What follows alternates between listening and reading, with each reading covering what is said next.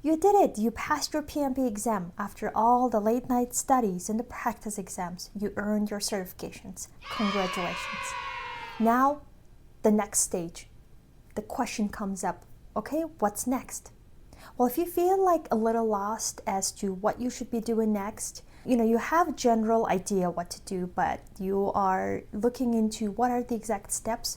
Well, I've got you covered. Because I remember after passing my PMP exam, I was so excited, but I wasn't sure exactly how. And that's where it really dawned on me. And I was actually having some anxious thoughts of, yes, I have the certification, but if I don't put the work towards achieving whatever that I set for myself, nothing is really going to happen. So that was my experience, and I took these steps, which I will be sharing shortly. I'll go through 5 actionable steps that will help you move forward with your PMP certification. Before we jump in, let me know in the comment section, what is your next big step now that passed your PMP?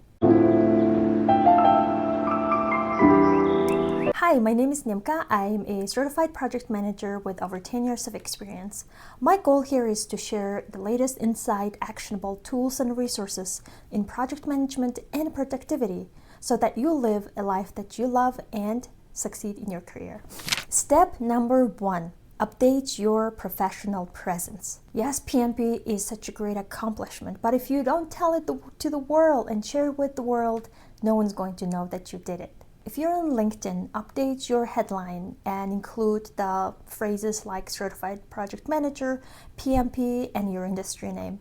And in the About section, make sure to share your experience and how PMP has straightened your skills. And share your journey in a LinkedIn post. And not only it showcases your expertise as a certified project manager, it is also a helpful way to share your experience with others who are preparing for their exam. And make sure to update your resume, and the PMP is in the front and center that you are a certified project manager. Step number 2, apply your knowledge in real life projects. And honestly, this is the most important step. This is what everybody is looking at, because after all the study, after all the certification, really what it means is that our ability to apply these knowledge and experience into real life projects. As you know, PMP is not just a title, it is a mindset. It is a mindset that allows us to apply those principles, processes, and tools into real action. Everybody's experience is different. Everybody's journey throughout the PMP preparation, you probably had an idea of, oh wait, this is going to be helpful on this part of my project or in this part of my job. So here I want to share my own example. When I was going through the preparation process, I learned so much from the knowledge areas and how to update communication plan, project planning, budgeting, and monitoring and controlling. Even closing is an important part of a project. But what really stood out to me was stakeholder management. I communicate with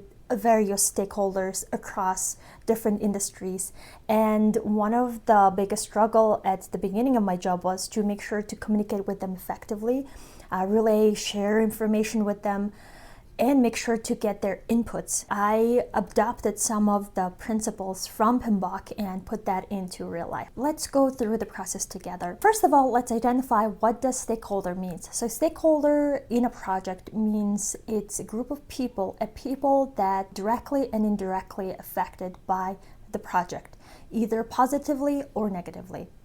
And stakeholders are the type of people who can determine the success or failure of a project. So an example would be your leadership team in your organization and your project team, your project sponsor who are sponsoring your project financially, and community members or political representative. Ultimately, stakeholders determine the success of your project, the acceptance criteria, and the priority of the project. I took these following steps to identify and make sure to work with stakeholders successfully. Number 1, identify your stakeholders. So this is basically a list of all the stakeholders that will be affected by your project. Then I created a RACI chart, which stands for Responsible, Accountable, Consulted, and Informed. Took those list of stakeholders and put them into these 4 groups. So who's going to be responsible for the project, and who's going to be accountable for the project, and who needs to be consulted with, And lastly, who needs to be informed about the project? There is a different level of responsibility when it comes to stakeholders. Step 2, interview your stakeholders. The very first thing I did before I interviewed the stakeholders is to identify the type of communication channel they want to use. Not all stakeholders like to look at their emails all the time. Should you give them a call or send them a text message, or email is a preferable way to communicate? Stakeholders are already busy. They already have their own responsibilities. So for you to make sure that you're getting all the information, all the necessary attention from them, is to make sure that you use an effective communication channel. So that was a very good place for me to start. So stakeholder interview is the process you are trying to identify what are the acceptance criteria and what are the priorities of the project and what does success mean to those key stakeholders. And oftentimes we think we know already what this project is going to be about and what are the outcomes.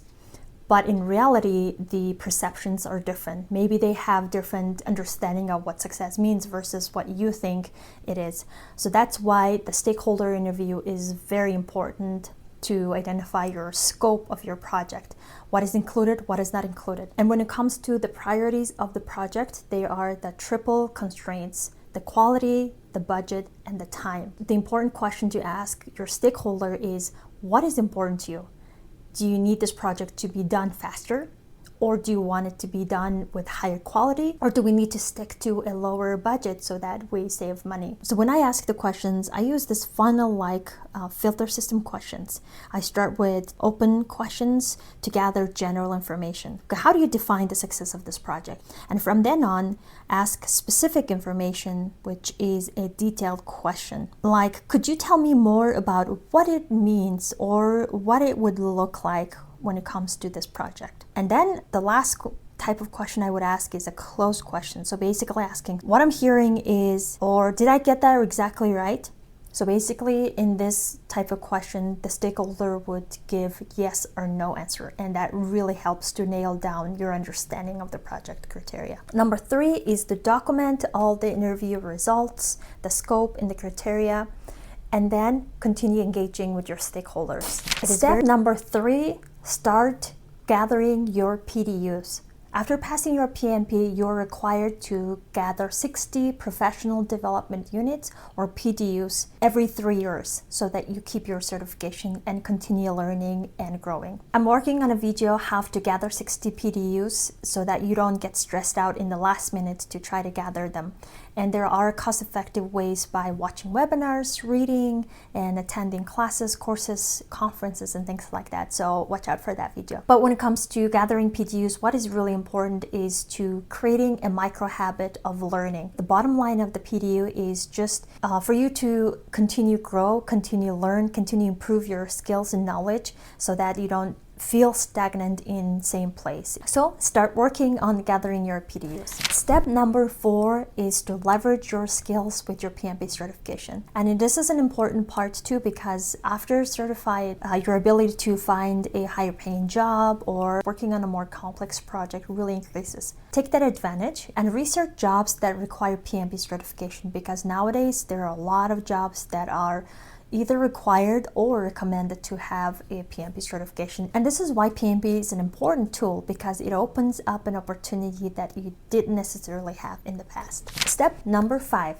join a project management community. Project management is all about collaboration, and you don't want to do this alone. One of the examples is joining a Project Management Institute PMI local chapter. Look up what kind of chapter is available next to you and attend their meeting and see what volunteer opportunities or leadership opportunities available to you. In my experience, I joined the PMI chapter as fast as possible because I know the benefits of joining like-minded people or experienced people so that I get to work alongside with those wonderful people with years and years of project management experience.